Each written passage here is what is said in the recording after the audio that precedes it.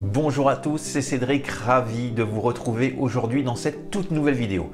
Vidéo super intéressante pour les chanteurs, pour ceux qui veulent faire des covers à la perfection, avoir un bon résultat au niveau du son et bien sûr des super surprises qui vous attendent dans ce nouveau concept que je vous ai préparé aujourd'hui.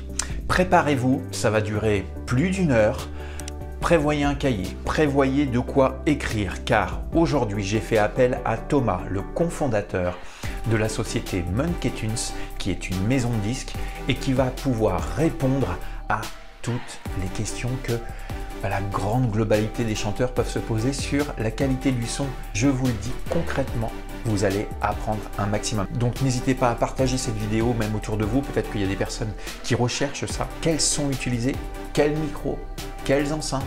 Quel ordinateur? Vous aurez toutes les infos dans cette vidéo. Racontez-moi dans les commentaires vos questions, qu'est-ce que vous avez pensé de cette vidéo et surtout si le concept vous plaît. Voilà, allez, on y va, c'est parti, interview de la maison de disques Monkey Tunes. Bah, il n'y a personne. C'est quelqu'un? Mais si, on est là. Ah Hello les amis. Ouais. On vous a fait Comment peur, ça hein. va? On a apparu comme par enchantement. Ouais, ça va. C'est incroyable, mais vous sortez d'où comme ça?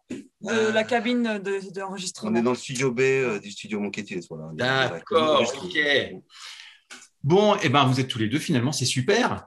Oui, je vais peut-être pas rester tout le long parce que le devoir m'appelle, mais et puis c'est une partie que Tom maîtrise vraiment parfaitement, j'ai pas besoin d'aide. D'accord. On maîtrise un peu comme ça. Mais voilà, Tom, quand même faire un coucou. Ah, c'est gentil, c'est plus Tom qui maîtrise ce truc-là. Oui. Niveau technique, ouais, il y a quelques années quand même que je suis un peu dans le son. Ouais. On connaît deux, trois petits trucs quand même. Un grand merci de prendre ce petit moment pour les personnes qui sont sur cette chaîne. J'avais envie sur ma chaîne d'apporter quelque chose de différent et je trouve que voir les choses avec un professionnel du son, c'est bien mieux pour répondre à certaines questions qui m'ont été posées. Je sais pas. Je suis là. Justement, c'est cool. Ça va pouvoir bien les aider pour tous ceux qui ont envie de se produire, qui ont envie d'avancer au niveau de leur voix, de leurs enregistrements. Je me suis dit, tiens, je vais faire appel à des pros et un grand merci à vous, Société. C'est normal. Et puis, merci au passage parce que souvent tu mets des petites choses sur nous sur ta chaîne et c'est vrai qu'on se connaît un petit peu parce que tu avais fait jury dans notre casting. Mais bon, c'était pas obligé non plus et c'est très non, cool. c'est Merci. sympa. On est reconnaissant. Ouais, c'est sympa de nous inviter. De toute façon, on reste en contact puisqu'on a plein de choses à voir ensemble par la suite. On a d'autres projets, plein de trucs qui suivent et on en parlera peut-être tout à l'heure. Il n'y a pas de souci. Hein. Voilà, et c'était sympa et en plus, hein. Bon, bah. Ça y est. Non, mais il a parlé genre comme c'était la fin. C'est pas la fin. Là. Bon. Eh bien, écoutez, sympa de vous avoir vu. Merci. Voilà, allez, à bientôt. Bon, juste avant que tu partes, je voulais te dire quand même quand ça allait un petit peu se dérouler cette interview-là. Donc, comme je disais, c'est pour venir en aide à ceux qui sont sur ma chaîne et même sur Facebook pour répondre à certaines questions. Donc, moi, j'ai fait la sélection de plusieurs questions qui me semblaient pertinentes. Désolé, j'en ai pas pour toi, Laure, peut-être tout à l'heure, peut-être qu'il y en a d'autres qui viennent s'incruster, désolé. Et puis, voilà, je vais te laisser répondre. Ouais, puis moi, je te réponds avec ce que je connais. Bon, je dis pas que je connais tout, mais je connais quand même pas mal de choses qui vont peut-être pouvoir orienter justement les gens qui te posent toutes ces questions. Quoi. Exactement. Bon, alors, juste avant de commencer, pour tous ceux qui ne connaissent pas Monkey Tunes, on sait, c'est une maison de disques, hein, bien sûr, mais voilà, elle accompagne des artistes qu'on a pu voir, des artistes qu'on ne connaît pas, des artistes qui vont bientôt sortir peut-être. Est-ce que tu... Alors, bien sûr, Monkey Tunes, c'est un label, hein, c'est un label, donc ça veut dire qu'on fait beaucoup de choses, depuis la création du son, des images, etc. Et puis, bien sûr, après la mise en ligne et la promo, tout ça. Voilà. En fait, en gros, un label, ça sert à quoi? Ça sert à, on va dire, à prendre un produit, un artiste, n'importe quoi, quelque chose, on va dire un artiste qui démarre ou pas, et puis de l'amener jusqu'au maximum qu'on peut, pour l'aider jusqu'à la, on va dire, la commercialisation de son titre et son marketing, bien sûr. Bien. Mais c'est ça que j'aime bien chez vous, c'est qu'il y a ce côté familial, on en a déjà parlé, c'est d'ailleurs pour ça que... c'est important, ça va. À côté de ça, c'est vrai que Monkey Tunes, en dehors d'être un label, c'est aussi un studio. C'est un studio d'enregistrement, donc c'est aussi des gens qui viennent enregistrer, tout simplement. Ils font souvent appel à moi pour faire tout ce qui est instru. création d'instru, etc. Donc ça, c'est une grosse partie de mon travail, hein, on va dire. Okay. Et puis, voilà, je crée des musiques aussi pour des radios, pour des chaînes de TV, etc., pour des pubs, voilà. Excellent. Bon, Ouais. vous voyez, vous entendez ça, les abonnés, on a vraiment affaire à des personnes qui sont du milieu, qui s'y connaissent et puis qui vont pouvoir répondre à toutes ces petites questions que j'ai pu noter et puis que je vais te faire découvrir au fur et à mesure, Thomas. Allez, ça roule. Allez, Laure, maintenant, ça suffit, tu peux y aller. Bon, merci. Je voudrais peut-être ajouter un petit truc par rapport au label et au rôle de Monkey Tunes, un petit peu, parce que c'est dur de résumer un peu tout ce qu'on fait depuis toutes ces années. Ouais, non, mais c'est sûr, c'est un gros. c'est un gros morceau, mais voilà, on a toujours voulu prendre l'artiste comme il est, avec ce qu'il est, ce qu'il veut passer comme message, et essayer d'amener ça à son public. Voilà, c'est vraiment le rôle de base du label, mais aussi de le responsabiliser dans le sens où la musique a vachement changé. Maintenant, on est vraiment en direct to fan, donc l'artiste doit vraiment comprendre qu'il a son rôle à jouer dans la relation avec ses fans. C'est fini le temps où on fabriquait des artistes de toutes pièces, on en fabriquait des personnages et on vendait ça au public. Maintenant, il y a une recherche d'authenticité et elle est méga importante. Super. Est-ce qu'il faut être beau pour réussir? On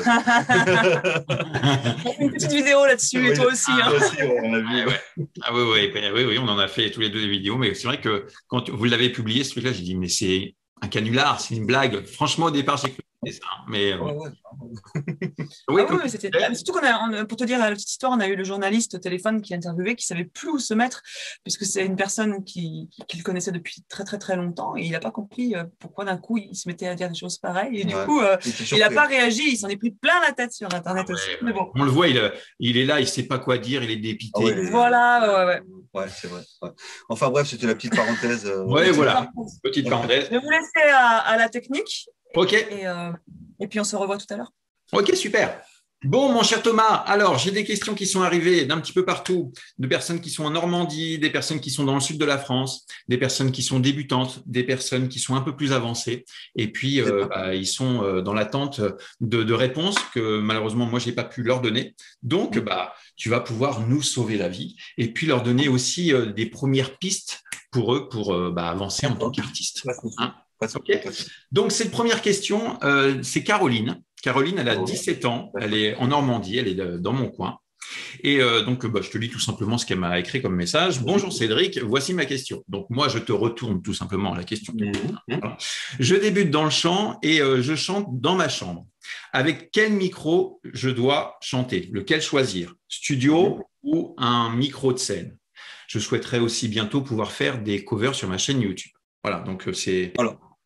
Bon, c'est une question que tout le monde peut se poser, hein, bien évidemment, parce que tout dépend en fait, de l'utilisation d'un micro. Chaque micro a son rôle. On va dire que pour la scène, c'est un type de micro qui ne sont pas forcément les mêmes que pour enregistrer un cover dans sa chambre ou ailleurs. Donc, ce sont deux types de micros complètement différents.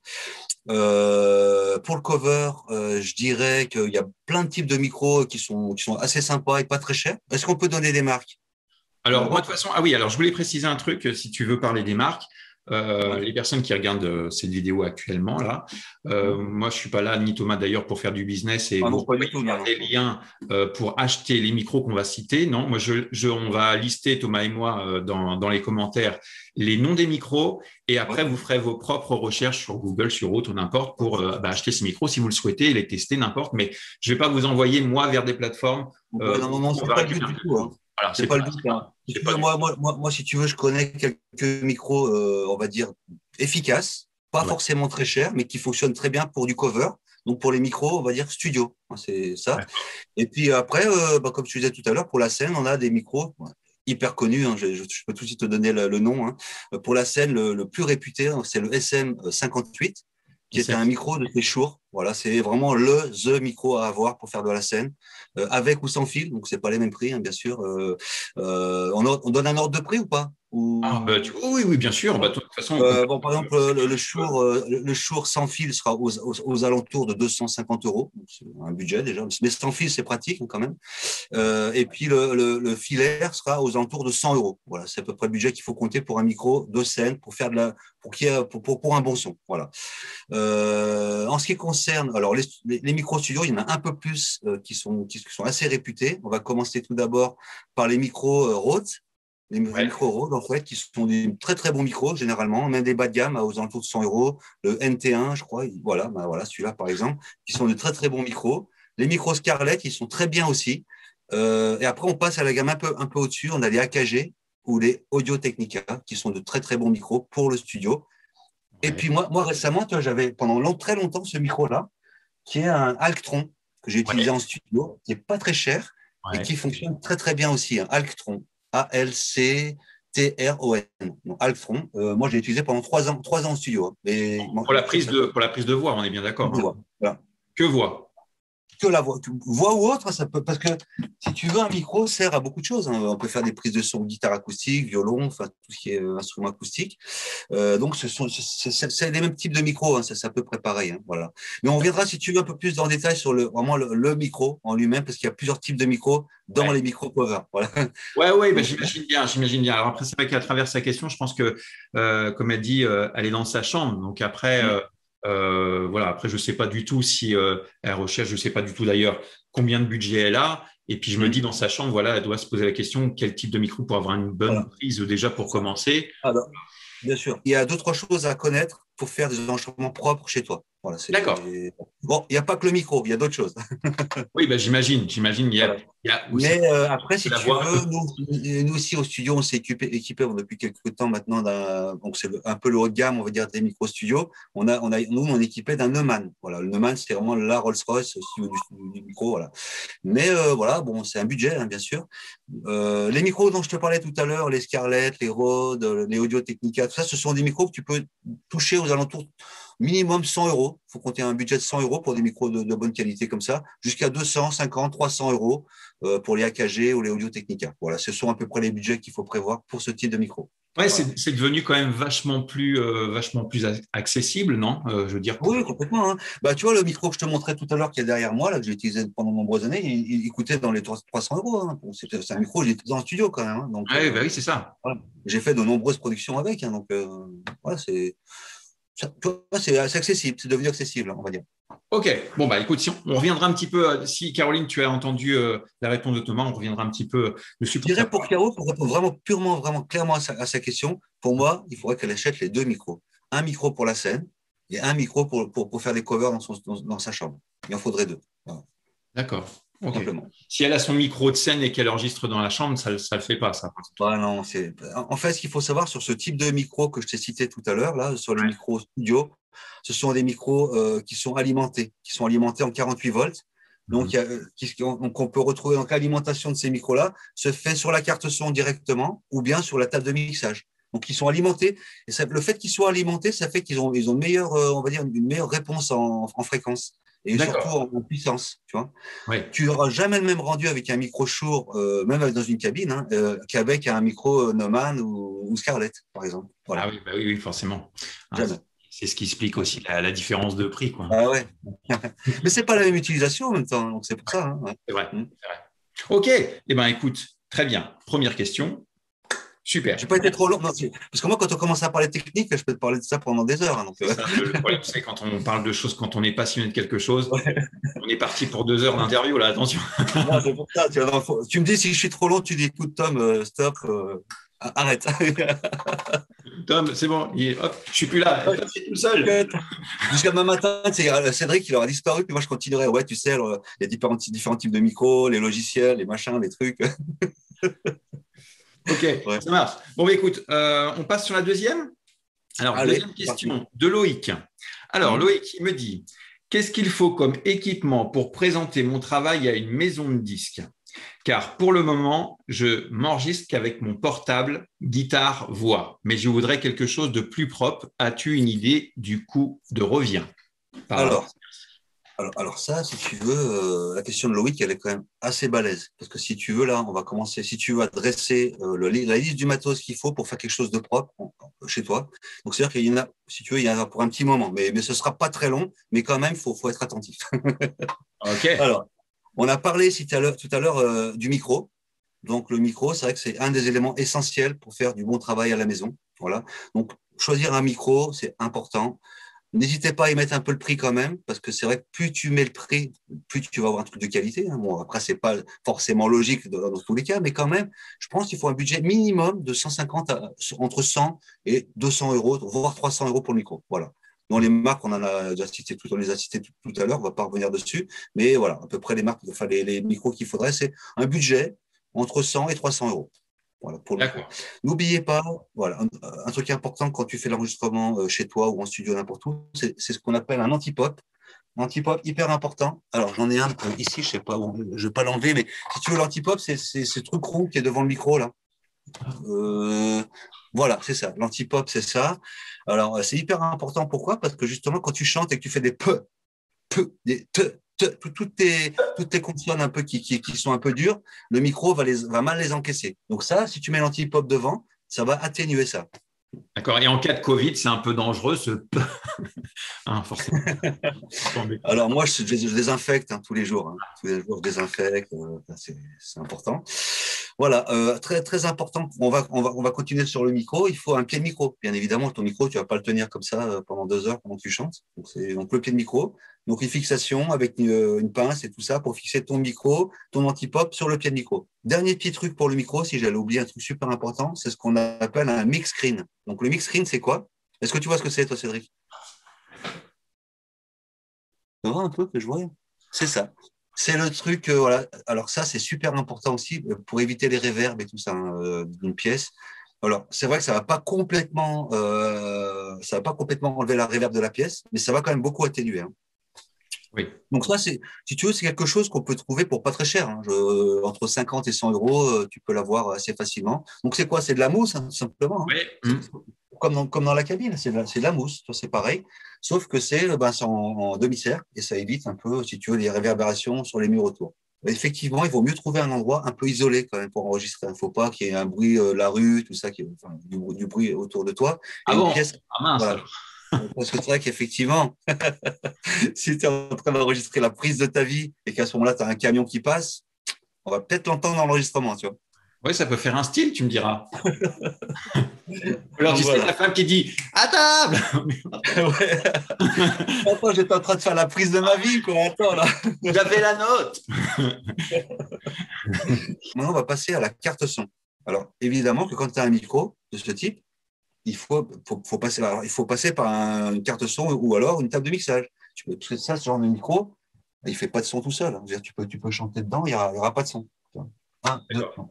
Marche pas. Donc, une carte son, pour bien expliquer, c'est quoi son rôle, la carte son, en fait Alors, la carte son, en fait, c'est tout simplement ce qui va passer de l'onde vocale, qui va passer dans le micro, qui est capté par le micro, et qui va retransmettre ça, si tu veux, vers un logiciel d'enregistrement, un DAW, comme on appelle ça, un Digital Audio Workstation. Donc, ça permet, en fait, si tu veux, c'est ce qui est entre le micro et ton logiciel. Ok, d'accord. Voilà, ça va prendre l'information, ça va la traiter, ça va la digitaliser. Parce que là, c'est de l'analogie. Quand on parle, c'est des ondes. Hein, voilà. Donc, les ondes, elles sont transformées en 0 et en 1. Et ça rentre dans ton logiciel. Enfin, c'est ça, la carte son, elle sert à ça, tout simplement. On n'est plus du temps des cassettes. Moi, j'ai connu cette époque. Hein, c'était quand même autre chose, on va dire. C'était une autre. Des prises directes. Hein. C'était des prises directes.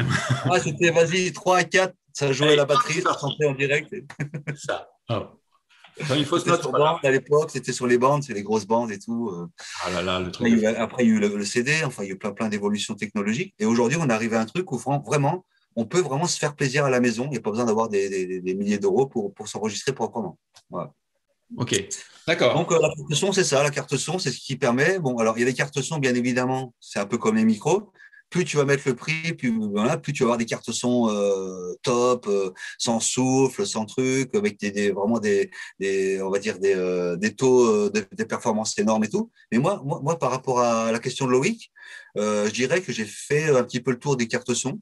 Et franchement, il y en a 3-4 qui sont pas mal. Moi, je préconise beaucoup la Focusrite de chez Scarlett, qui coûte pas très cher. Je crois qu'elle coûte aux alentours de 100 euros. Et pour moi, c'est une des meilleures cartes en rapport qualité-prix qui est 100 euros, oui, c'est assez abordable. Avec une centaine d'euros, tu as déjà une carte son qui est correcte. Bien sûr, tu n'as pas 15 entrées dessus, tu n'as pas 15 sorties, tu as une entrée micro, une entrée pour ta guitare, voilà, et une sortie stéréo pour brancher sur tes enceintes, Et puis surtout, la sortie casque. Quoi. Ça suffit largement pour enregistrer chez toi. Tu n'enregistres pas un big band. Ça ne te fait pas un big band, tu n'as pas un groupe, tu n'as pas. Voilà. Donc, ça, c'est le type de carte que je préconise. Tu vois. Ouais, parce que là, d'après ce qu'il dit, bon, il fait de la guitare, voilà, il chante, donc je pense qu'il veut prendre. Voilà. Eh ben, celle-ci suffirait. Tu vois, il y a juste à brancher sa guitare pour l'entrée micro, par l'entrée micro, en fait, l'entrée instrument, on va dire. Et puis le micro, dans l'entrée micro. Tu as 2 entrées dessus, ce qui suffit. Après, si tu veux avoir plus d'instruments, si tu es, admettons, 2 ou 3 enregistrés, il faut passer à un modèle supérieur avec plus d'entrées. Mais toujours chez Focusrite, Scarlett, c'est une très bonne carte son. J'ai pu la tester ici en studio pour d'autres projets et tout. Elle marche très bien, hein. Elle fonctionne très bien. Ouais. S'il doit l'envoyer à une maison de disques, est-ce que c'est le genre de choses où toi, tu pourrais t'arrêter plus facilement à entendre ce genre de son? Ou est-ce que s'il balance directement le truc avec son portable filmé comme ça, est-ce que toi, tu serais plus à même de te dire, bon, bah, je suis moins à l'écoute de ça? Alors, il y a 2 choses. C'est-à-dire que si quelqu'un m'envoie quelque chose enregistré pour mon téléphone, mais que le gars il a vraiment du talent, puis qu'il envoie vraiment de ouf avec une voix voilà, je dirais waouh, la voix est super bien. Sauf que c'est vrai que comme moi, quoi. Un peu comme moi. Un peu comme toi. Je n'osais pas le dire. Je me dis bon, peut-être que non, mais c'est vrai. Toi, tu as une sacrée voix. Hein. D'ailleurs, tu avais fait le concours, toi, je crois, le casting Monkey Tunes, c'est une année. Et oui, il y a quelques années. Ouais. Arrivé 8e. Hein. 8e du concours. Oh, yeah. Non, mais c'est vrai que moi, je suis assez sensible, si tu veux, au talent quoi, des chanteurs. Mais il n'y a pas que ça qui joue. Effectivement, si tu veux qu'une maison de disques ou un professionnel tende un peu plus l'oreille, effectivement, qu'un enregistrement fait avec un bon micro, une bonne carte son, un bon logiciel, tout ça, va te permettre d'avoir une écoute différente quand même. Ouais. J'imagine, on est plus. Ben, c'est clair. Après, effectivement, il faut quand même on va dire un dos pour enregistrer ta voix. Tu ne peux pas juste brancher ta carte son, ton micro sur l'ordinateur. Il va falloir un logiciel. On appelle ça un Digital Audio Workstation. Donc, c'est un DAW en anglais. DAW. OK. Qui est un logiciel qui va te permettre d'enregistrer ta voix avec d'autres éléments, comme par exemple une bande son. Tout simplement. Okay. Donc ça, j'en ai répertorié quelques-uns. Et donc, il y en a un qui est super bien, qui est gratuit. Ça, c'est important. Donc, ça veut dire que ça coûte 0 si c'est gratuit, non? Je crois que c'est oui. Non, là. Après, il faut que je vérifie sur Wikipédia. Vérifie, je vais voir si ça correspond bien. On ne sait jamais, tu as des fois gratuit, des fois ça veut dire pas forcément gratuit aussi. Hein. Bon, alors, la petite info, c'est que ce logiciel fonctionne très, très bien. Je l'ai testé aussi il n'y a pas très longtemps. C'est Cakewalk qui fait ça. Cakewalk, c'est un très très vieux logiciel qui existe depuis de nombreuses années. Je crois qu'au tout départ, il s'appelait Sonar, le Sonar, il y a quelques années. Sonar, oui, d'accord, ok. Ouais. Donc, ils ont, voilà, il s'appelle le Cakewalk maintenant, Cakewalk. D'accord, je ne savais pas qu'il était gratuit. Pour moi, tu sais, il y a Audacity que tout le monde connaît. Audacity, je déconseille, hein, vraiment. Ouais, c'est vrai. Vraiment la base de chez base, et tu ne peux rien faire là-dessus, c'est compliqué. Enfin, c'est tellement simple que ça devient compliqué. C'est parti. Allez, ouais, c'est cool. On a fait une petite pause rapidement. Ouais, n'oubliez pas, restez bien connectés parce que Thomas nous réserve une petite surprise à la fin ou même au milieu. Enfin, je ne sais plus à quel moment tu vas nous faire une petite surprise. Hein. Donc, restez bien avec nous jusqu'au bout parce que là, il y a encore d'autres questions qui vont sûrement vous intéresser et vous toucher directement. OK, donc là, on est en train de parler des logiciels qui étaient importants pour pouvoir capter notre voix, les instrus, etc. Ouais, très important. On parlait des solutions parce qu'il y a plein de solutions. En fait, il y a plein de logiciels, des DAW, il y en a des tonnes. J'en ai répertorié quelques-uns, qui sont les plus courants, on va dire. Hein. Et puis alors, dans chacun d'eux, il y a toujours des solutions pas chères ou gratuites. Donc, c'est on va dire les logiciels de base qui te permettent d'enregistrer déjà. Et puis après, au fur et à mesure, par exemple, moi, je suis sur Cubase de chez Steinberg. Il y a plusieurs niveaux. Tu vois, il y a le niveau, par exemple, Element, qui est la base. Après, tu as le niveau artiste et après, tu as le niveau pro. Donc, tu vois, tu as plusieurs niveaux dans chaque logiciel qui ont des fonctionnalités en plus, etc. Voilà. Que tu sois sur une plateforme Windows ou Mac, tu peux… Alors, justement, la question est très bien posée. J'allais y venir. J'allais y venir. Ah, c'est bon quand même. Hein, c'est pas mal, toi. Hein. C'est pas mal. En technique, tu commences à… C'est toi qui m'as tout appris. Il y a le mec qui se la raconte et tout. Ouais. Allez. On se roule les épaules et tout comme ça, tu vois. Non, t'es bon. Cédric, tu as posé une très bonne question.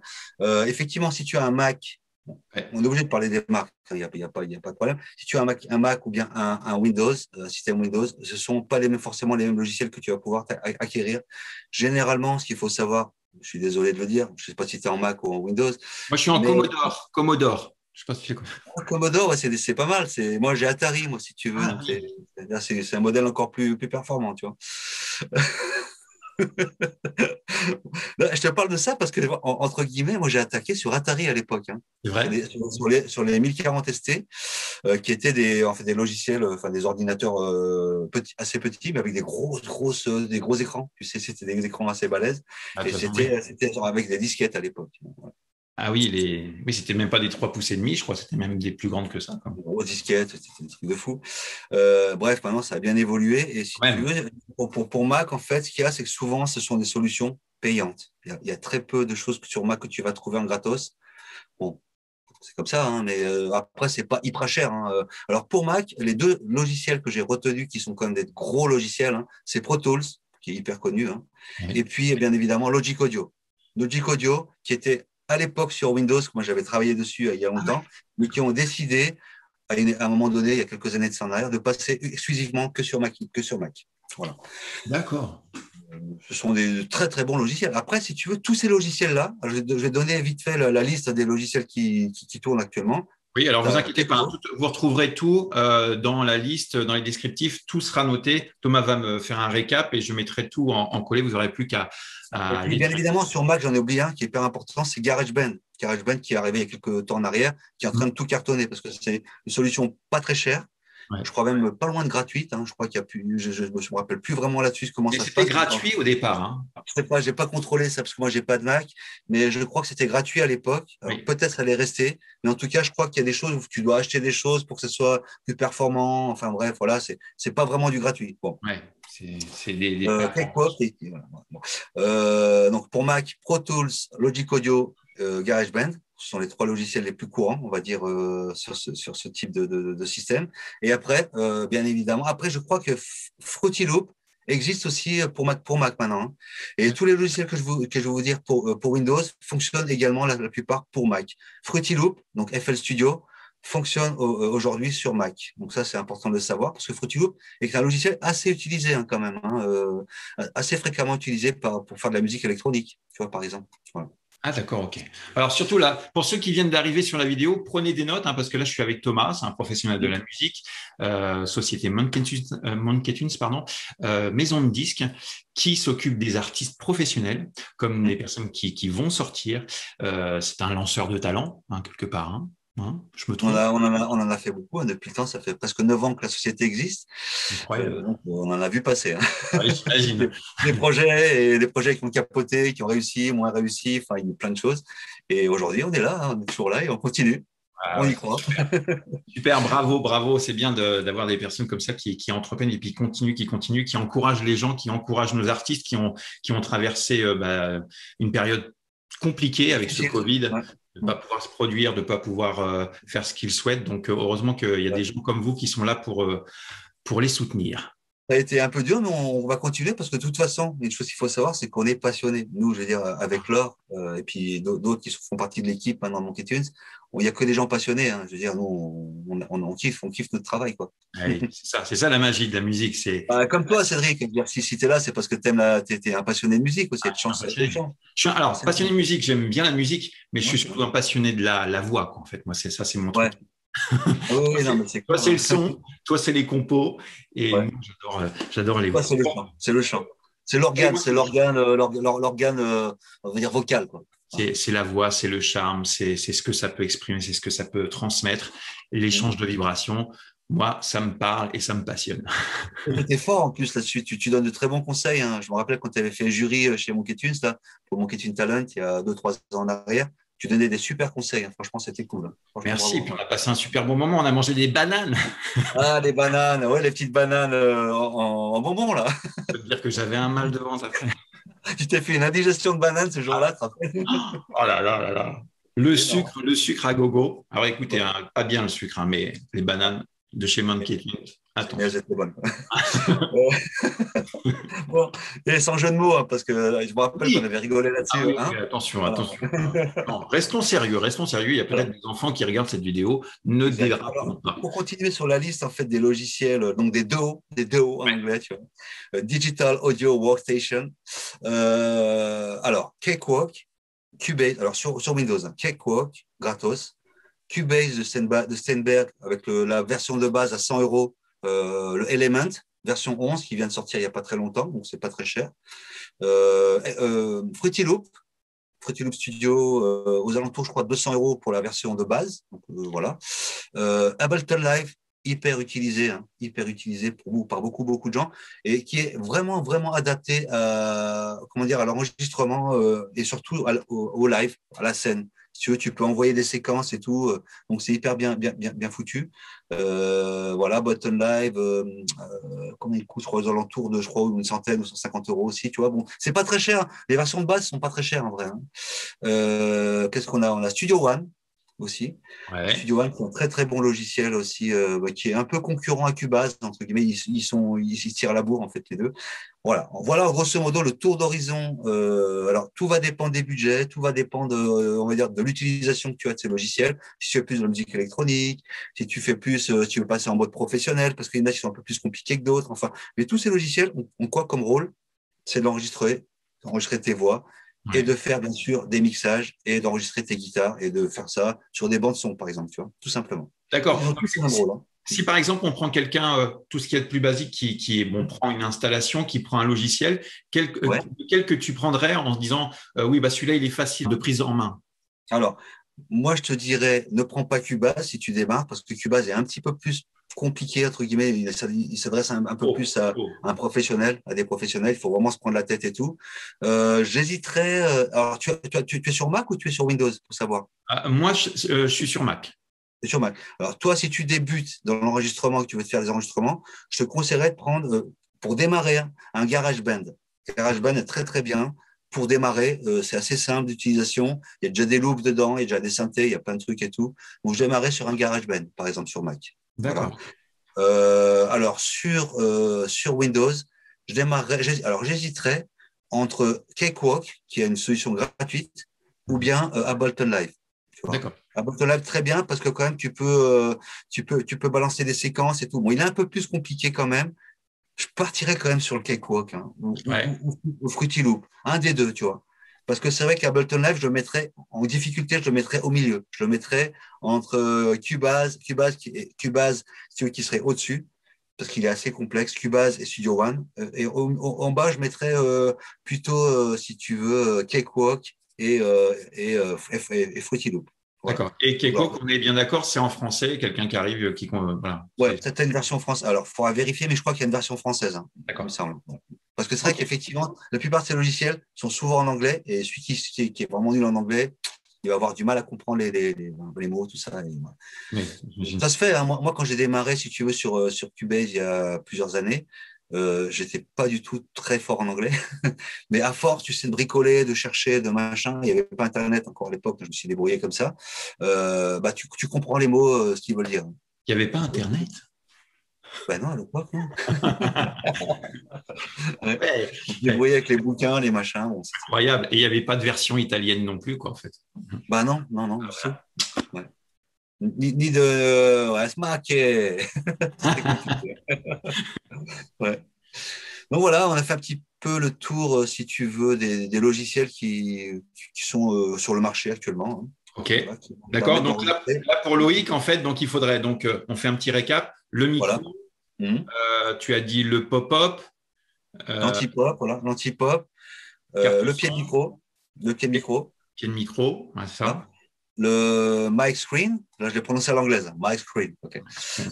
Le truc que tu as derrière toi, un peu dans un demi-cercle qui te permet d'isoler ta voix, hein, qu'il n'y ait pas de reverb. Donc, après, continue, je vois si tu as bien retenu. Hein. Après, il faut quoi? On a parlé du logiciel et du câble qui est envoyé voilà. en numérique ou analogique, je ne sais plus ce que tu m'as dit. Enfin bref, je pense que ceux qui écoutent et qui sont très, très intéressés par ça, ils vont tous comprendre. Et voilà. Le dernier point, c'est que… Tu as oublié un truc super important, je ne sais pas si tu l'as dit, mais la carte son. Si tu as un micro comme celui-là, Oui. Un micro comme ça. Oui. Tu as le logiciel et que tu n'as pas la carte son, ça va être compliqué de rentrer le son du micro dans ton logiciel. Il faut la carte son, c'est une interface en fait. Hein. Ouais. D'accord, ok. C'est ce qui te permet de monter le son du micro ou de l'audio. Voilà, exactement, de régler ton gain pour pas que ça sature et tout ça. Bon, voilà les éléments importants. Alors, dernière petite chose, parce qu'il faut faire le tour jusqu'au bout. On a parlé de l'enregistrement, on a parlé de la prise de son, l'enregistrement, la carte son, tout ça. Maintenant, il faut réécouter ce que tu viens d'enregistrer. On est d'accord? Oui. Il faut un système d'écoute. Alors, tu as deux solutions. Je préconise les deux. Il faut un casque, parce que si tu as du monde autour de toi, tu as la reverb, enfin tout ça. De toute façon, pour enregistrer, il faut un casque. En studio, tu as un casque automatiquement. Et puis, il te faut des petites enceintes, on va dire des enceintes amplifiées, des enceintes actives, on appelle ça, qui te permettent d'écouter tes productions et ce que tu viens d'enregistrer. D'accord. Voilà. Ok. Et ça. Bah ouais, c'est important. Pourquoi? Parce que si tu. Alors, moi, tu vois, j'ai un casque en studio là, qui est là. C'est un petit casque sympa. Voilà, alors qu'il y a un casque fermé. Attention, pour enregistrer en studio, il faut un casque fermé. Hein. Il ne faut pas un casque ouvert. C'est quoi la différence? Tu connais la différence ou pas? Tu vas me le dire, c'est toi qui sais. Alors, un casque fermé, c'est un casque qui t'isole complètement. C'est-à-dire qu'il y a quelqu'un qui peut pas se passer à côté de toi, il va te parler. Si le casque est bien isolé et qu'il est bien fermé, tu vas pratiquement pas entendre ce qu'il va te dire. C'est-à-dire que tu es totalement isolé dans ton monde. Et là, ça, c'est ce qu'il faut pour le studio. Après, tu as les casques ouverts qui te permettent d'entendre un petit peu ce qu'il y a autour de toi. Donc, ça veut dire qu'ils sont un peu moins performants pour le studio ou pour l'enregistrement maison. Voilà. Donc, moi, je préconise quand même un casque fermé qui te permet d'être bien isolé. Très important.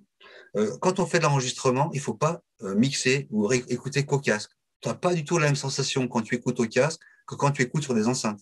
C'est pas du tout pareil. Hein. Ouais. J'imagine que ça doit changer complètement la perspective du son.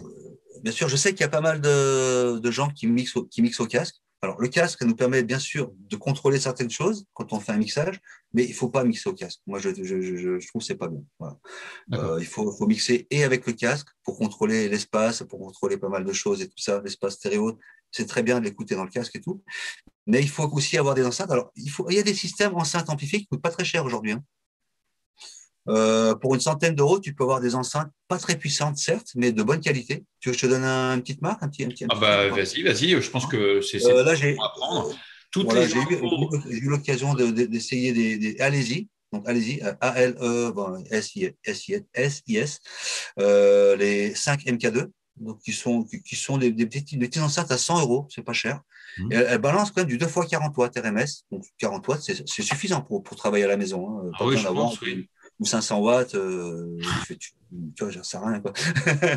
T'es pas en teuf, quoi. T'es pas en teuf, tu vois. Donc, voilà, une enceinte amplifiée à 100 euros, je trouve que c'est correct.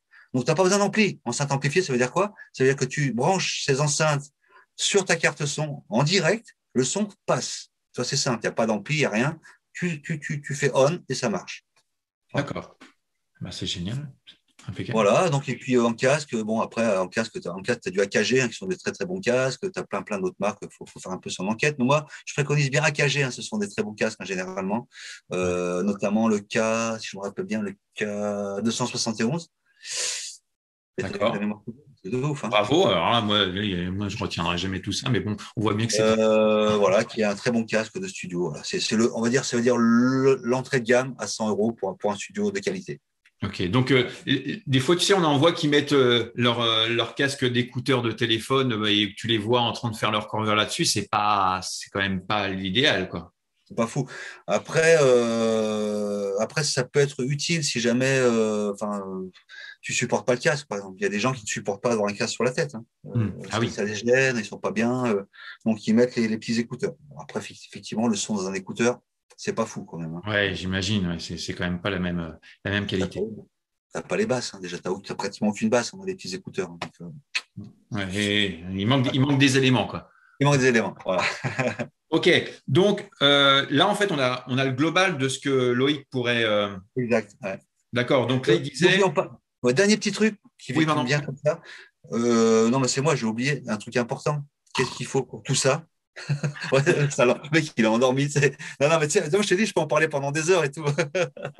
Même tu peux continuer à dormir, je vais continuer à parler si tu veux. Moi, j'y vais. Tu as des choses à faire sinon? Non, parce que moi, je peux continuer comme ça pendant un petit moment. Ah ouais, bah écoute, je te laisse avec les abonnés. Non, un truc hyper important, c'est le câblage. Bah oui, parce que si tu n'as pas de câblage pour brancher tous ces trucs, comment tu vas faire?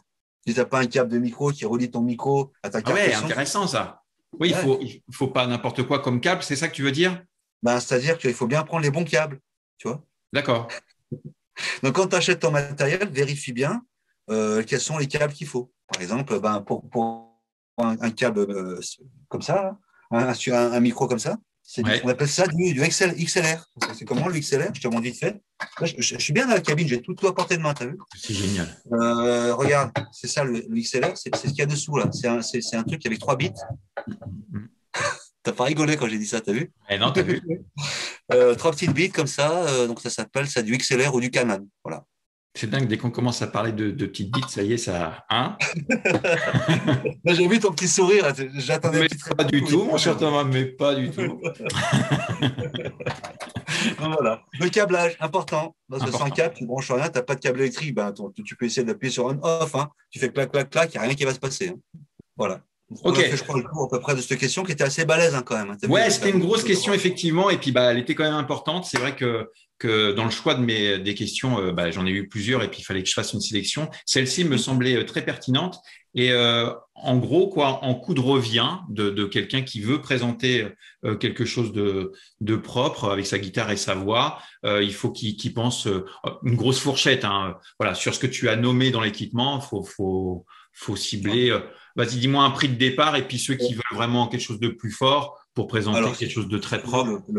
Si tu veux, le prix de départ pour moi, là, vraiment la base de chez base. Alors, on ne va pas comprendre le prix, bien sûr, de l'ordinateur. On va estimer, si tu veux, que la personne qui veut s'enregistrer en studio, enfin chez lui, a déjà son ordinateur. Parce qu'après, évidemment, plus ton ordinateur est performant, mieux il sera pour l'enregistrement. Il va moins galérer, tu pourras mettre plus d'effets, tu pourras mettre beaucoup plus de trucs et tout. Donc, on va mettre de côté cette partie. On va dire que la personne qui veut faire ça a déjà un ordinateur, de portable ou autre. Bon. Ouais, c'est ce qui 90% des gens.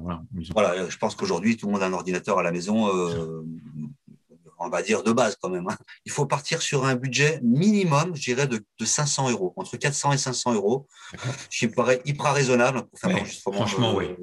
Ouais, franchement, comme je t'ai dit tout à l'heure, si tu prends une solution gratos ou vraiment pas chère comme Cubase à 100 €, regarde, tu calcules vite fait, hein, Cubase à 100 €, un casque à 100 €, ça fait 200. Tu prends les petites enceintes, allez, 300. Un bon micro, 400. Et puis une carte son, 100 balles, ça fait environ 500 €. Tu vois, voilà. D'accord, ok. Oui, voilà, pour faire quelque chose de propre et puis présenter son travail aux maisons de disques, voilà, on peut dire 500 balles, c'est correct. Enfin, pour ceux qui peuvent se permettre, bien sûr. Hein, ou alors faites des petites économies ou profitez de votre anniversaire ou Noël pour vous faire offrir tout ça par les parents. Ou autre. Bah oui, faut profiter. Hein. Ou l'occasion. L'occasion, éventuellement. Ouais. Mais après, moi, je suis pas très chaud d'acheter des trucs d'occasion. Voilà, ouais. Tu sais, en micro, tu sais pas s'il a été maltraité, tu vois, des fois, ils l'ont fouetté ou je sais pas quoi. Oh, bah mince, il est tombé. Je sais pas. Non, je dis ça, tu sais, moi, je suis pas très chaud. Alors, il y a des trucs que je vais acheter en occasion, mais un micro, je sais pas, j'achèterai pas en occasion. D'accord. Non. Ok, bon, c'est très bien de nous informer sur ces choses très, très importantes. Je le rappelle pour tous ceux qui viennent d'arriver, je suis avec Thomas, fondateur de la société Monkey Tunes, qui est une maison de disques. Fondateur. Co-fondateur. Co-fondateur, oui. Oui, parce qu'il y a Laure avec moi qui est dans l'aventure depuis 9 ans maintenant. Et voilà, on en a vécu. Elle n'est pas là. Elle a décidé de. Oui, mais elle avait des trucs à faire et tout. Parce que Laure était là avec nous tout à l'heure et qui revient après justement pour une belle surprise qui va sûrement intéresser certains artistes. J'ai vu des choses qui sont passées sur les réseaux. Tu m'en parleras un petit peu plus tard. Ouais, on en parlera tout à l'heure. On fera un petit laïus là-dessus. Mais et puis en plus de ça, ceux qui ont raté Laure, c'est dommage, elle est quand même charmante, hein, entre nous. Ou pas, non? Moi, ça, je ne dis rien du tout. C'est normal qu'elle soit charmante. C'est ma compagne, c'est ma. Exactement. Femme. Je ne vais pas dire qu'elle est moche. Hein. Tu peux le dire. Mais par contre, quand elle va voir la vidéo après, parce que ça, je ne sais pas si je vais le couper. Quand même. Si tu laisses là, puis je suis mort. Et tu laisses ça, je suis mort. Hein. Je suis mort. Là, on divorce demain. Si tu laisses, elle est moche, ma femme. Tu gardes que ça. Tu gardes que ça. Elle est moche, ma femme. Tu gardes que ça. Hier soir, j'étais avec une autre. Ah ouais, t'imagines. Non, mais je dirais pas ça. N'enregistre pas, Cédric. Non, t'inquiète pas, on est entre nous. Bon, bref. OK. Bon, on enchaîne sur la petite question suivante. Ouais, OK, d'accord. OK. Alors, Julie, 14 ans. Voilà, donc on est une jeune fille un petit peu plus jeune. Elle me dit, je n'arrive pas à chanter avec un casque sur les oreilles. As-tu une astuce pour m'aider, Cimer? Question intéressante, de Julie. Bien, le fait elle supporte pas le casque quand elle chante. Donc, quelle astuce? Moi, perso, j'en sais rien. Donc, peut-être que toi, tu as une astuce, Thomas, par rapport à ça. Ouais, alors moi, j'ai déjà eu le cas ici en studio où les personnes avaient vraiment du mal à supporter le casque sur les oreilles. Ils avaient l'impression que c'était plus eux quelque part. Ils s'entendaient dans le casque, donc ils avaient l'impression que c'était plus eux qui chantaient presque. Tu vois, donc voilà. Et c'est vrai que ça fait un peu ça des fois. Hein. Ouais, c'est un peu embêtant parce qu'effectivement, quand on fait des prises de son propres, il faut pas qu'il y ait de bruit autour. Donc, ça veut dire que si tu chantes et que le son passe par tes enceintes, ton micro va reprendre le son. Donc, ça veut dire qu'il y a dans l'enregistrement la musique en plus de ta voix. Tu vois ce que je veux dire oui, ça, je comprends. Oui, on entend les deux. Et puis après, on entend les deux. Et après, au mixage, tu galères, c'est pas possible. Donc, la technique que j'ai trouvée, enfin, que j'avais préconisée à l'époque à cette personne en particulier, c'était juste de décoller une oreille. C'est-à-dire que tu mets le casque comme ça, sur mon viseur, bon, c'est tout con, hein, mais en fait, le casque, au lieu de le mettre comme ça, là, c'est un casque fermé. Tu m'entends ou pas? Tu m'entends? Ouais, du tout. Tu m'as dit quelque chose? Allô? Ouais, bon. Alors, ce genre de casque, tu vois, ça, c'est un casque fermé. Donc, je ne t'entends pas et je m'entends à peine parler. Tu vois, bon. C'est pour ça que je crie, je pense. Ah oui, tu parles fort, là. Ah bon? Allô? Je t'ai entendu, t'as vu, je suis en train de te. T'entends quand même. Bon. Regarde, en fait, la solution, elle est toute simple, hein, Julie. Liju. Tu fais ça, là, au lieu de faire comme ça, tu fais ça. Tu décolles une oreille, ça veut dire que là, tu entends le son qui passe. Ouais. Et là, tu t'entends parler. D'accord, oui, donc oui, OK. Ça, ou alors les oreillettes. Les oreillettes qu'on parlait tout à l'heure, là, tu sais qu'on peut mettre de chaque côté de l'oreille, à l'intérieur de l'oreille. Voilà. Oui, donc tu crois que les personnes qui font ça, c'est pour éviter ce truc-là, donc d'être trop isolé?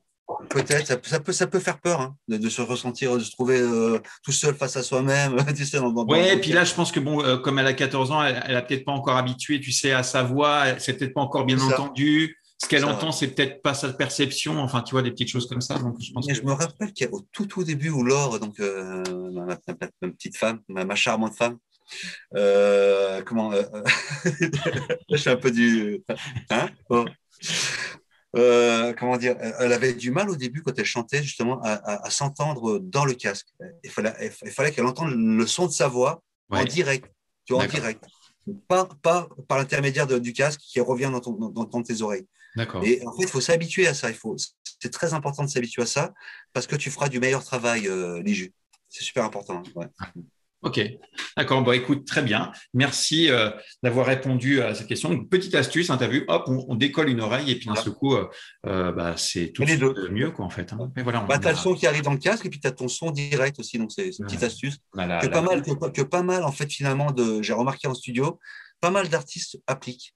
Ah oui. C'est-à-dire qu'il y a beaucoup de gens qui ont envie d'entendre aussi leur propre voix en direct, pas forcément dans le casque. Donc, il y a souvent des gens qui décollent une oreille. Enfin, tu vois le geste que je t'ai montré tout à l'heure, là, de mettre une oreille, on entend sa voix, une autre oreille avec le casque. Oui, ça joue sûrement un rôle un petit peu à notre espace, à notre environnement qu'on n'a pas forcément quand on a le casque, quoi, en fait. C'est clair, mais il faut s'habituer. Hein, il faut s'habituer à ça si tu veux faire, à un moment donné, un travail plus pro, on va dire. Plus pro. D'accord. OK, super Thomas. Merci beaucoup d'avoir répondu à cette question. Ensuite, nous avons Benoît. Alors, Benoît, donc il m'a pas dit quel âge il avait, il m'a pas dit d'où il venait. Donc, d'accord. Alors, c'est Benoît. Il a voulu faire les choses simples. Hein, on imagine. On imagine. Je ne sais pas où tu veux. Ouais, on va le localiser, je ne sais pas où. Tiens, dans le nord. Tiens. Oh, dans le nord.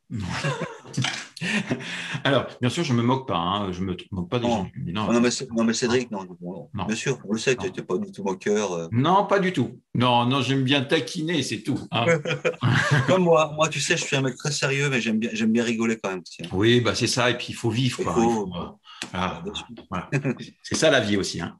Alors, Benoît, il nous dit, quand j'enregistre ma voix, il y a toujours de l'écho et j'ai essayé avec des boîtes d'œufs, mais je ne vois pas la différence. Peux-tu m'aider? Tes vidéos sont super. Donc, ça, un petit coup pour l'ego.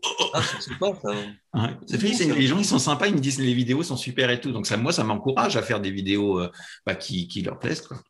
Bien sûr, il faut continuer, il faut Oui, y aller. Hein. C'est ça. En plus, quand tu as des commentaires comme ça, franchement, attends, ça fait plaisir. Et puis, en plus, je ne me force pas, quoi, en fait. Là, tu gonfles le torse, t'es bien. Tu vois. C'est comme au début, tu disais. Là. Je me force même pas, en fait. Hein, tu vois, c'est comme ça, je les sors comme ça. C'est naturel. Comme on disait, à partir du moment où tu es passionné, tout ce que tu fais, ça te paraît…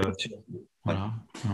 Bien sûr, ouais. Non, mais effectivement. Alors, Benoît, voilà. Alors, les boîtes d'œufs, c'est vrai que c'est un système que j'avais utilisé il y a très très longtemps, quand j'avais monté mon premier studio il y a très longtemps, chez papa, maman. Bon. Mais ça marche, hein, ça isole quand même, le son est un peu plus étouffé hein, dans la pièce, mais c'est pas fou. C'est pas fou, faut se le dire, c'est pas fou.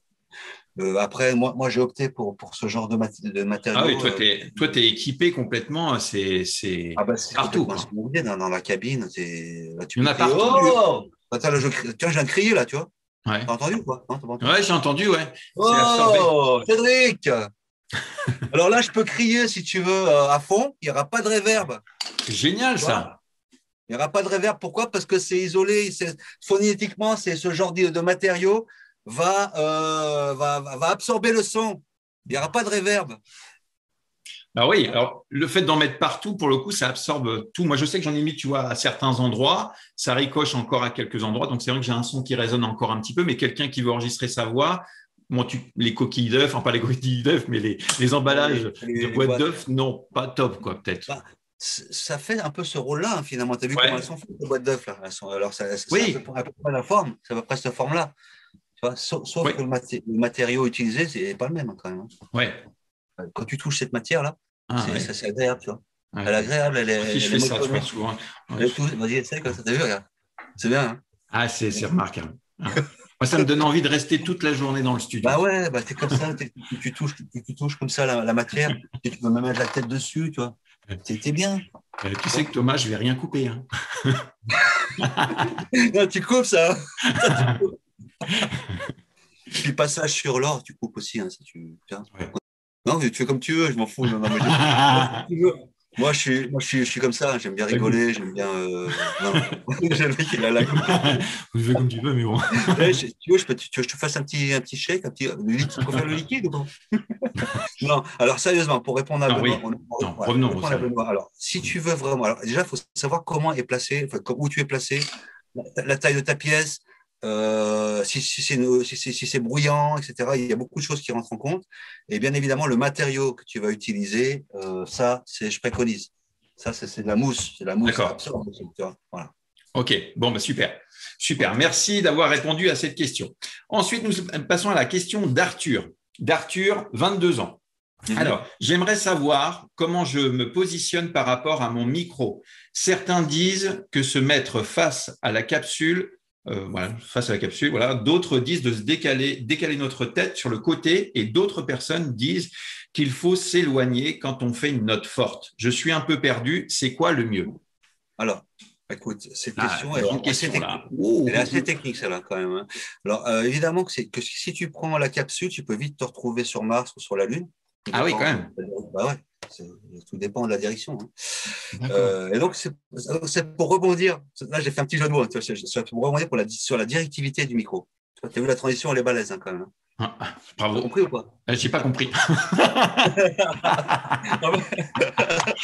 Mais c'est une histoire de direction, de directivité. D'accord. La directivité, c'est quoi? C'est le micro. La direction. Un micro, si tu veux, c'est une capsule. Il y a une capsule dedans. C'est pour ça qu'on parle de capsule.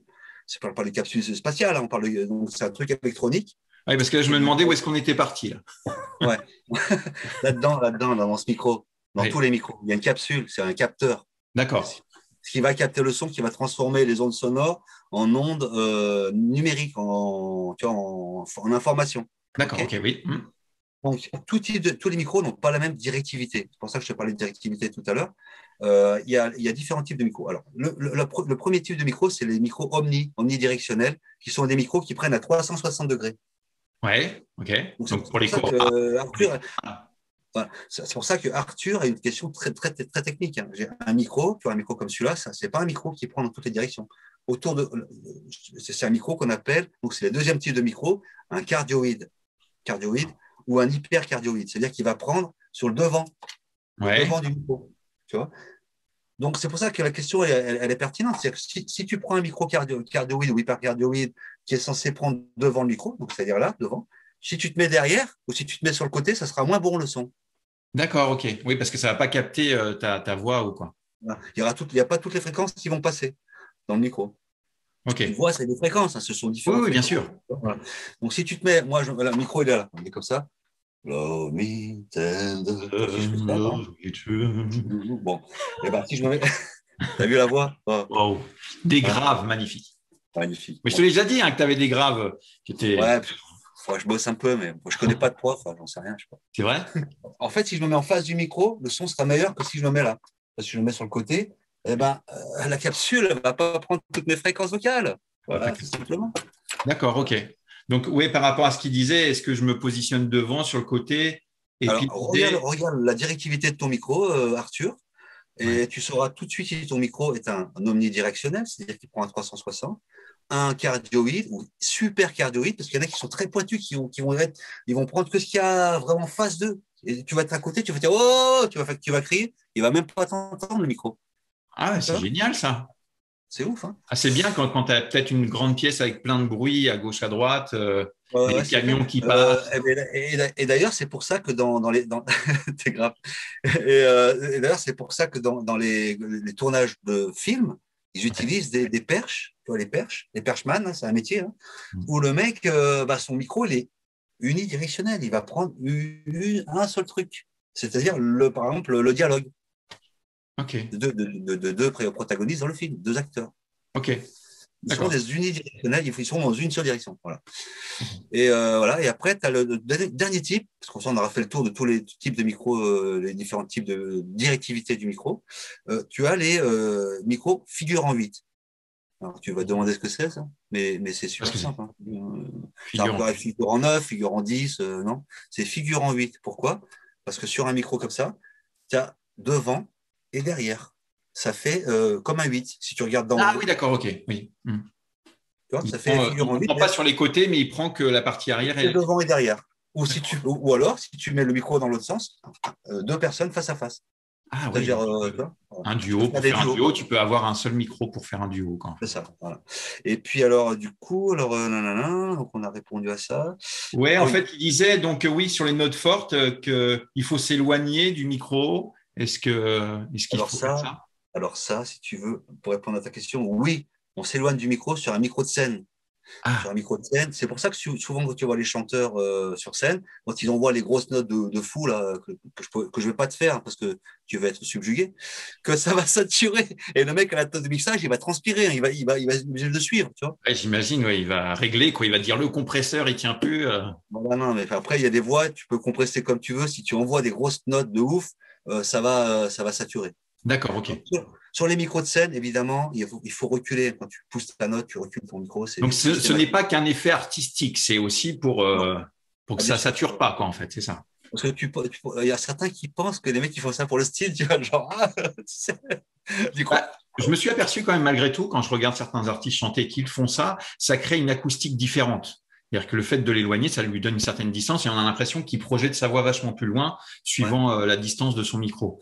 Donc ça, je m'en suis aperçu. Après, voilà, c'est tout. Il y a un côté technique à ça quand même. C'est vrai que si tu pousses, si tu gardes ton micro près de toi et que tu balances 200 décibels dans le... si tu fais t'es tout calme et tout, ça va, le micro il va encaisser. Si tu balances à la façon trash, hard rock et tout, ça passera pas. Tu vois, avec les grosses voix, tu sais, comme ça, là, non. Bien saturé. Voilà. Par contre, sur les micros, alors là, je vais donner un petit conseil hyper intéressant. Si tu enregistres chez toi, Cédric, tu arrives d'enregistrer ou pas, toi? Tu enregistres ou pas? Est-ce que tu enregistres de temps en temps chez toi? Ah oui, oui, j'enregistre, oui, moi Non, j'enregistre. mais vocalement, des chansons, tout ça, tu fais? Ah oui, oui, avec mon petit micro que j'ai là, moi j'enregistre. Super. Je le mets Eh sur ben, mon. est-ce que tu as remarqué, voilà, ouais. Est-ce que tu as remarqué que pour le réglage d'un micro, quand tu es sur la table de mixage ou bien sur ton logiciel, il faut trouver le juste gain, ce qu'on appelle le gain, Ouais. c'est-à-dire que tu vois, il faut trouver le juste milieu. Que, même si tu es proche du micro, généralement, un micro de studio, faut pas être trop loin ni trop proche, faut être à, je dirais, 10, 20 cm, 30 cm et tout. Ah Trop ouais. près, c'est pas bon parce qu'il y aura trop de base dans ta voix. Faut pas être collé au micro, ça sert à rien. Tu as l'impression que le son sera meilleur, mais non, c'est faux. Il y a beaucoup trop de basses qui vont ressortir. Et c'est une technique d'enregistrement, ça d'ailleurs, hein. Les rappeurs utilisent ce genre de technique parce que ça grossit les voix, ça fait des grosses voix bien basses. Bien Et les net. pétantes, des pulls qui claquent et tout. Ce qu'il faut, c'est se placer environ à 10-20 cm du micro. Et Ouais. au micro, tu règles le gain. Tu règles le gain pour que quand tu fais des tests, tu envoies des grosses notes. Moi, je ne pourrais pas te le faire parce que je n'arrive pas à envoyer des grosses notes. Mais toi, tu peux peut-être le faire. Tu envoies une grosse note et tu vois si tu satures. Si tu satures, c'est-à-dire que tu es trop fort.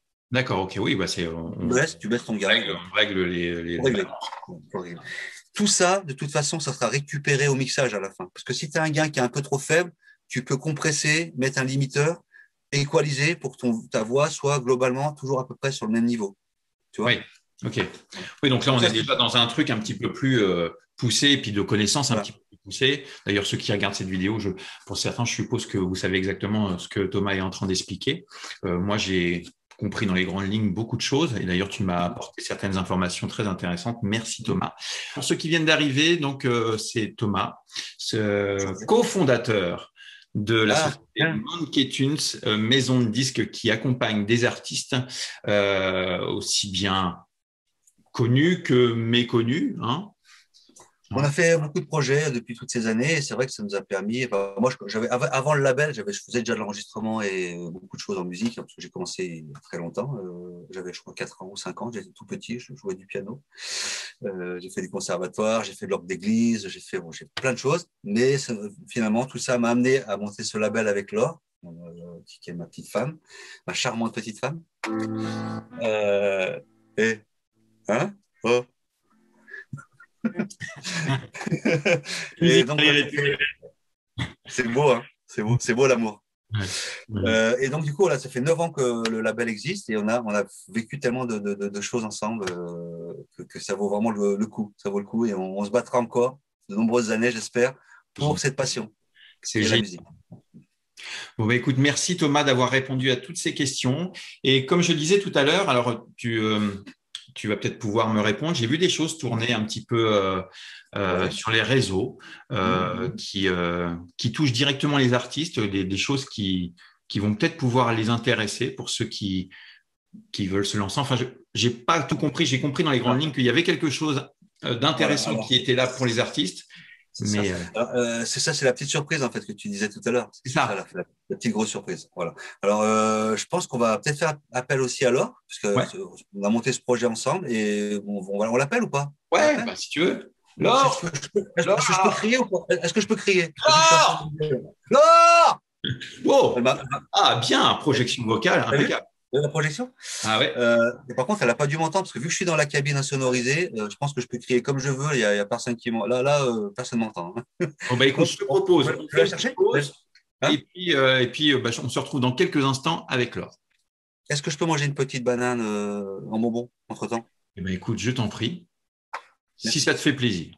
Ouais. Je te l'offre. Bon, allez, à tout de suite. Je vais chercher Laure. Je crois qu'il y a une petite surprise. Moi, j'ai vu des choses tourner un petit peu sur les réseaux, donc j'étais en train de dire justement qu'il y avait quelque chose qui allait se passer et que moi, j'étais incapable d'en parler parce que j'ai compris des choses, mais pas tout, et que je pense que vous non plus, moi, j'ai pas tout compris. Ce que je sais, ce que j'ai retenu, c'est que apparemment, ça va être vraiment top pour les artistes. Super. Tu peux mettre même des superlatifs et tout, parce que franchement, ce qu'on a l'intention de faire pour les artistes, c'est top. Vraiment, super. C'est super. D'accord. Top. Alors, pour qu'on soit bien clair, est-ce qu'on parle d'artistes déjà confirmés? Est-ce qu'on parle d'artistes à en devenir? C'est quoi? Nous, de toute façon, si tu regardes bien un peu ce qu'on fait dans le label, on est plus sur des artistes en devenir. Même si on a travaillé, par exemple, avec le frère de Gims, qui est beaucoup plus confirmé, entre guillemets. Confirmé, qui a beaucoup plus d'expérience. Mais quand même, on est toujours sur du développement, c'est ce qui nous plaît. Et notre problématique, entre guillemets, c'est qu'on a envie d'aider plein d'artistes parce qu'il y a beaucoup, beaucoup de talent aujourd'hui, donc encore plus depuis qu'il y a eu toutes ces émissions, The Voice, machin. Ça pousse les jeunes ainsi que la facilité d'accessibilité au niveau informatique à la MAO, enfin, tout ce dont vous avez parlé d'ailleurs, fait que le niveau est incroyable. Ouais, et il y a une créativité sur Internet en France, dans le monde, partout, dans tous les styles. Et du coup, on a envie de signer plein de monde, mais on se retient fortement. On peut pas signer tout le monde, voilà. C'est impossible. Humainement, c'est impossible de prendre tous les artistes et dire tiens, je te signe parce que j'aime bien ta chanson. Voilà. On s'en sortirait pas, tu vois, c'est pas possible. Et puis surtout, on s'est fait la promesse de ne pas prendre beaucoup d'artistes parce qu'on doit les aider bien et pas faire comme certaines autres structures, avoir une stratégie de on prend tout ce qui est potable, on met un petit truc sur chaque et celui qui marche, on appuiera dessus. Alors en fait, l'idée, elle est très simple. On a vu tout ça depuis toutes ces années, tous ces gens qui nous ont, tous ces artistes, on a des tonnes qui nous envoient des démos, des titres, des compos, des machins, des trucs et tout. On peut pas aider tout le monde, donc c'est le premier constat. Et donc on s'est dit, qu'est-ce qu'on va faire? On va pouvoir les aider autrement. Voilà. On pourra les aider autrement qu'en les signant, autrement qu'en les développant nous-mêmes, parce qu'on remarque qu'il y a beaucoup de failles dans leur communication notamment, et des choses très simples qu'ils pourraient mettre en place eux-mêmes et qu'on apprend aux artistes qui sont signés chez nous et qu'on développe tous les jours, parce qu'il ne faut pas croire qu'on n'a pas les mêmes problématiques que les autres artistes, c'est-à-dire qu'on a besoin d'offrir de la visibilité à ce qu'on produit, comme n'importe quelle personne qui commence, même qui fait des covers sur Instagram, sur YouTube, elle a besoin de cette visibilité. Donc on a appris beaucoup de choses en web marketing notamment, et donc l'idée c'est de proposer un accompagnement à des artistes qui seront quand même triés en fonction, non pas de leur niveau, mais de leur motivation. C'est ça, c'est la motivation qui va être hyper importante. Pour nous, en fait, vraiment, le truc, c'est aide-toi toi-même. Je dirais aide-toi toi-même parce qu'aujourd'hui, tout est possible si on a vraiment envie d'y arriver, si tu es un bosseur, si tu as un minimum de talent et un minimum de matos, comme on a parlé tout à l'heure, tu peux faire des choses. Tu peux faire des choses tout seul. Tu n'as pas besoin de maison de disques. Tu n'as pas besoin de label, tu n'as besoin de personne. Tu peux te débrouiller. Et même, j'ai envie de te dire, même nous, en tant que dirigeants de label, et même par rapport à nos confrères, ils vont plutôt privilégier un projet d'un artiste. Parce que maintenant, il y a tellement de talent que tu as le choix. Donc, si on se met de notre côté du miroir, on va toujours privilégier un artiste qui arrive déjà à solliciter avec ses propres moyens une fan base, parce qu'on se dit que si on arrive par-dessus, on va développer ce qu'il a déjà commencé à faire et non pas le façonner nous comme on veut, ça c'est terminé, hein. On n'est plus dans les 70s. C'est vrai que c'était un peu ça. Et donc on se dit voilà. Ça me rappelle quelque chose, ça, non? Non, mais tu sais, le fameux truc, là, le gars qui disait avant c'était mieux, les artistes étaient plus beaux, enfin bref, voilà, je connais la chanson. Ça a changé. Hein. Le monde est en train de changer, et tant mieux. Et donc voilà, ce qu'on veut faire, c'est ça, c'est cet accompagnement, en fait, où en disant, tout simplement, des gens ont du talent, les gens sont motivés, et voilà. Et... Le fin mot d'histoire, c'est de les rendre autonomes. Voilà. Ça. À partir du moment où ils ont déjà enregistré ou fait enregistrer en studio, peu importe qu'il l'ait fait par les propres moyens, notamment grâce au conseil de Cédric, ou qu'il l'ait fait en studio parce qu'ils viennent chez nous, chez un concurrent, peu importe. Voilà, une fois qu'ils ont leur morceau dans les mains, qu'est-ce qu'ils font avec? Aujourd'hui, c'est à la portée de tout le monde de mettre sur les plateformes, c'est à la portée de tout le monde de bricoler un clip qui est pas trop mal et qui va plaire à un public et de le jeter sur YouTube. Mais il faut savoir le faire bien parce que tout le monde le fait et si tu le fais pas bien, tu vas te noyer dans la masse. Et pour ça, il y a des techniques qu'on a apprises et qu'on aimerait transmettre pour aider toute une masse d'artistes qui peut-être un jour parmi eux, il y aura encore une perle rare qu'on intégrera, tu vois, rien n'est interdit. Bien sûr. Mais avant ça, on a besoin de gens motivés, de gens que je vais parler crus, mais qui s'enlèvent le doigt des fesses. Tu aurais pu dire encore plus grand. Hein, mais... Oui. Des enfants qui regardent quand même. Oui, c'est vrai qu'il y a des enfants qui peuvent, à partir de 13 ans, la chaîne est accessible. Alors attention à ce qu'on dit. Hein. Voilà. Mais c'est parce que les gamins en dessous de 13 ans, ils font avec une tablette. Hein. Et puis alors déjà, il ne faut pas le savoir. Alors, cette formation-là, cet accompagnement-là qu'on va mettre en place cet été, là, on n'a pas la date précise encore, mais ça sera certainement à partir de mi-juillet. Les gens qui rentreront dans ce programme seront sélectionnés, entre guillemets. En fait, on ne va pas accepter tout le monde. On va prendre vraiment ce que nous, on estime être des gens motivés, qui ont envie d'avancer. Tu vois, nous, on pourra les aider vraiment. Tu vois, parce que si tu ne veux pas t'aider toi-même, nous, on ne pourra rien faire pour toi. Vraiment. Il y a une double sélection. Il y a celle que tu viens d'évoquer. Et il y a aussi, on veut prendre des gens uniquement dont on est sûr que nous, on a la capacité de les aider. Aussi, bien sûr. S'ils savent déjà faire, pas tout le monde ne sait faire, mais quand même certains savent le faire. S'ils savent déjà bien le faire, s'ils sont déjà très accompagnés, on ne va pas prendre quelqu'un qui… Bon, sachant qu'il y a un coût derrière cet accompagnement, voilà, on va pas donner le tarif ici sur ta chaîne et tout ça, mais c'est pas très élevé, c'est un truc très correct. Il y a un coût qui est juste par rapport à toute l'énergie et une dizaine d'années d'expérience qu'on a accumulée, qu'on va livrer comme ça. Et de toute façon, il y aura quand même une partie du programme et un webinaire, parce que ça commence par là. Un webinaire, c'est une conférence en ligne, tout simplement, qui aura lieu à peu près une fois par semaine, qui sera accessible à tout le monde sur invitation, mais gratuitement, et dans laquelle on va délivrer déjà pas mal d'informations. Voilà. Donc, en gros, quelqu'un qui poste ses vidéos et tout ça, mais qui n'arrive pas forcément à avoir de visibilité parce qu'il ne sait pas comment faire sur YouTube, il poste son truc et puis il se dit « Oh, bah, j'ai fait 2 vues, je ne comprends pas, pourtant, c'est sympa ce que j'ai fait. » Et ça arrive fréquemment, Cédric. Il y a plein de gens que j'ai vu sortir du studio et qui ont été hyper déçus, qui ont posté ça et puis qui se sont dit « Tiens, voilà, ça va être super parce que mon projet, j'y crois. » Il faut plus, 1000 ou 1500 vues. Le problème, c'est qu'il faut retirer un blocage de la tête.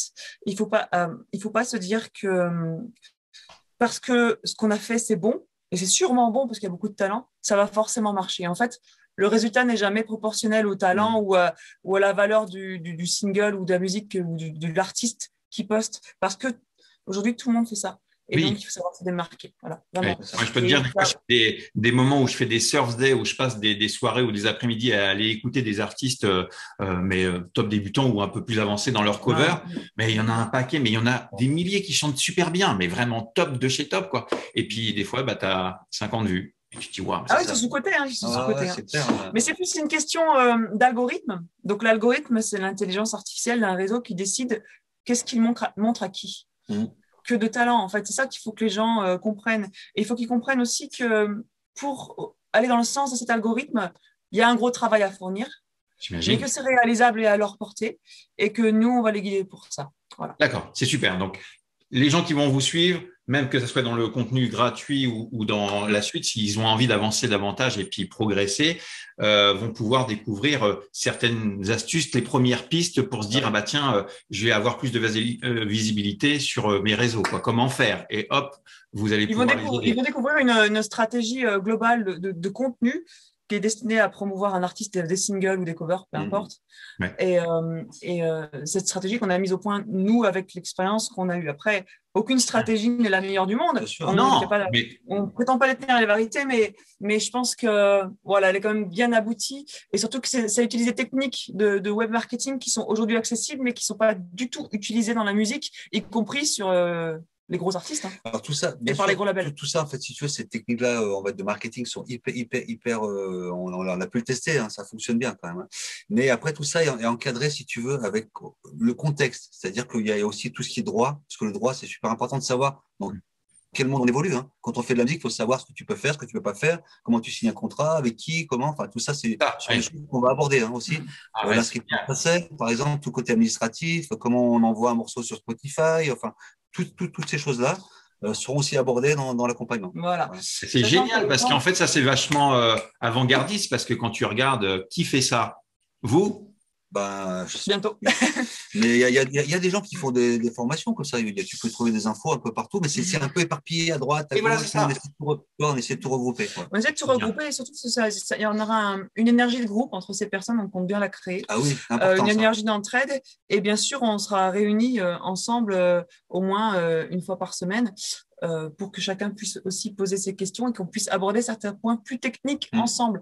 Tout ce qui est un peu plus simple et qu'on peut pré-mâcher avec des tutoriels vidéo, ils l'auront en avance et ils auront des devoirs. Il y aura des devoirs. Et moi, je me suis promis, alors là, ça s'assure, je le ferai pendant l'accompagnement, j'aurai un sifflet avec un carton rouge. Si jamais les devoirs ne seront pas bien faits, il y aura des cartons rouges. Explique-moi, t'as pris combien de cartons rouges dans ta vie? J'en ai pris plein. Scolaire. Plein.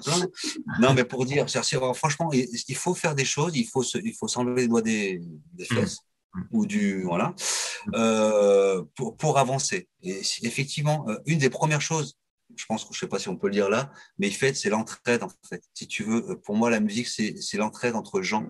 C'est la base de tout. C'est-à-dire que si tu vois, tu as des gens qui font partie d'un groupe, et ce groupe-là s'entraide entre eux, s'envoie les infos, une sorte de, comme si c'était un petit peu une communauté, en fait, en vrai, quoi. Mais bienveillante, tu vois, un truc où les gens s'entraident vraiment, quoi. Et oui, parce qu'il ne faut pas oublier qu'on s'appuie beaucoup sur les réseaux sociaux pour faire connaître les artistes. Et dans réseau social, il y a social.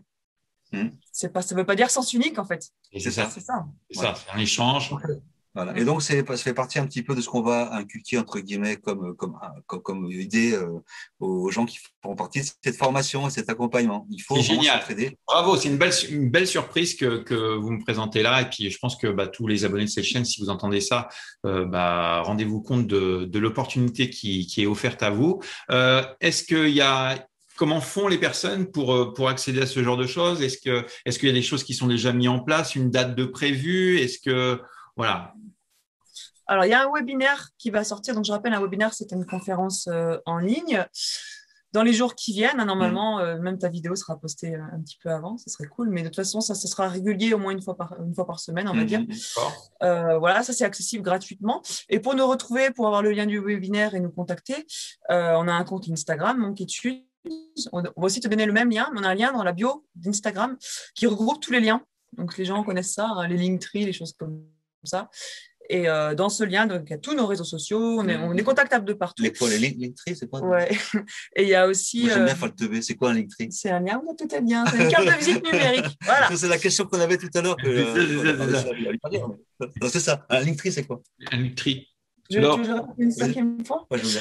Et donc oui, dans le Linktree aussi, petite info sympa, il y a aussi la possibilité de récupérer 5 instrumentales gratuites pour des compos, chant ou rap, que TomTom a concocté et qu'il donne aux artistes qui n'osent pas encore se lancer sur de la compo et qui ne trouvent pas forcément chaussures à leurs pieds en ce qui concerne les instrumentales.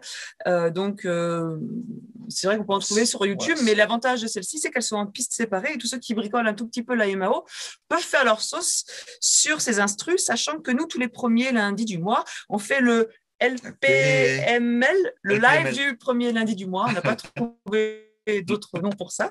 Et on écoute les démos qui nous sont envoyés. Au lieu de faire un retour par mail classique, parce que c'est vrai qu'on reçoit des tonnes de mails, et ben on fait sélectionner par des modérateurs, on n'écoute pas à l'avance pour être exact, et on se met en live le premier lundi du mois, sur Facebook, YouTube et Twitch en simultané, et on écoute les démos et on donne un petit peu des conseils, des avis, notre avis subjectif. Tu étais là d'ailleurs il n'y a pas longtemps. Oui, j'étais là, et justement je rebondis là-dessus parce que tu vois, il y a quelqu'un qui m'a posté une question là sur Facebook qui dit justement comment faire pour envoyer une de nos compositions à une maison de disques et avoir une chance de se faire produire, accepte-t-il les morceaux qui ne sont pas encore bien masterisés? Donc justement, pourquoi pas l'envoyer sur ce type d'émission que vous faites en live pour écouter son son, s'il a la chance.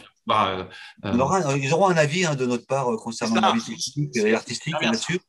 Et donc c'est quand même sympa quoi. On fait ça parce qu'on aime la musique tout simplement. Oui, c'est ça. On est passionné. Voilà. Et qui se lance, parce que finalement, quand quelqu'un se lance, c'est bien d'avoir quelquefois l'avis de certaines personnes, une orientation, dire écoute, le morceau il est bien, mais tu peux améliorer ci, tu peux améliorer ça, voilà. Donc c'est cool. Donc oui, et pareil pour ça, dans le Linktree qui est dans la bio Instagram. Le link, c'est quoi? Tu peux nous dire? Alors, link, c'est lien en anglais, et tree, c'est arbre. Donc, c'est un arbre de lien, tu vois. Je crois que c'est… All right. All right. Okay, you speak English? Yeah. Yes, of course. C'est tout ce que je… Du coup, voilà. Ok. On écrase ce lien, et puis comme ça, le Linktree, pour nous contacter pour tout, pour tout ce que vous avez envie, nous poser des questions, tout ça, participer au webinaire. Participer éventuellement aussi à cet accompagnement qu'on va lancer prochainement et récupérer aussi les 5 instrus gratos en pistes séparées. Donc ça, tu fais ta sauce avec les pistes séparées, tu fais ce que tu veux avec ça et tu fais ta sauce, tout simplement. Super. Donc, vous avez entendu les abonnés. Laure et Thomas vont me donner tout ça, tout ce qu'on a parlé déjà tout à l'heure, plus ce qu'on vient de parler. Vous allez retrouver ça dans les descriptifs. Vous aurez les liens pour aller sur les différents page de Monkétunes, découvrir aussi les artistes qui produisent, parce qu'il y a quand même des belles perles à écouter qu'on entend à gauche à droite. Donc je vous invite à aller voir. Je vous invite aussi à vous abonner à cette chaîne, hein, parce que moi, je sais que je la suis très souvent et j'aime bien. Il y a des petites vidéos bien marrantes à regarder. Et puis, bien sûr, allez voir sur Facebook aussi les moments en live où ils sont là pour écouter gratuitement vos compos. D'accord? Voilà, voilà. Thomas. Il y a une note de musique, là, ça t'intéresse, hein? Ça détend, j'aime bien. C'est formidable. C'est beau, hein? C'est très joli. J'ai beaucoup aimé aussi la chasse d'eau. Enfin, ça pour. Ah ouais, ça. Ça, sérieusement, il faut qu'on fasse. Hein. On a un chiotte qui parle et on va produire un son de merde. Génial. Je pense qu'on va partir avec ça finalement. Bon, en tout cas, merci beaucoup Thomas, merci Laure, merci à vous d'avoir pris ce moment avec moi sur la chaîne. Tu as vu, c'est incroyable, tu passes d'une chaîne à une autre, hop, la chaîne marketing chez Cédric Chagnaud, c'est génial, en un temps record grâce à Internet, c'est formidable. Grâce au Linktree hein, aussi. Oui, c'est quoi déjà, je ne me rappelle plus trop. Je sais plus, on verra. Enfin bref, on se renseigne. En tout cas, merci beaucoup d'avoir pris du temps à mes abonnés pour répondre à ces questions qui étaient vraiment très importantes. Je pense que ça a dû déverrouiller pas mal de choses pour certains. Le tour de pas mal de choses, c'était intéressant quand même. Ouais, effectivement, sur les micros, sur les cartes son, sur les pop-up, sur les enceintes, tu vois, j'ai tout retenu. Et je pense que les abonnés qui ont écouté ont bien retenu et pris des notes, j'espère. Hein. Voilà, je vous dis, je vous fais un gros bisou. Et puis on se voit très bientôt pour d'autres occasions. OK? Pour la suite. Avec plaisir, quand tu veux. Mange pas trop de bananes, Hein. Non, t'inquiète pas. Que quand je suis avec vous, c'est tout. Bye bye, à bientôt. Ciao. Voilà, j'espère que cette vidéo vous a plu, que vous avez pu apprendre plein de choses, que votre cahier est bien rempli et que vous allez pouvoir utiliser le bon matos qu'il vous faut pour vos enregistrements et tout ce que vous avez découvert aujourd'hui. N'oubliez pas de liker, de vous abonner, d'aller sur leur chaîne aussi et n'hésitez pas à m'écrire dans les commentaires. Je me ferai un plaisir d'échanger avec vous. On se retrouve très bientôt pour de prochaines vidéos. À bientôt. Bye bye.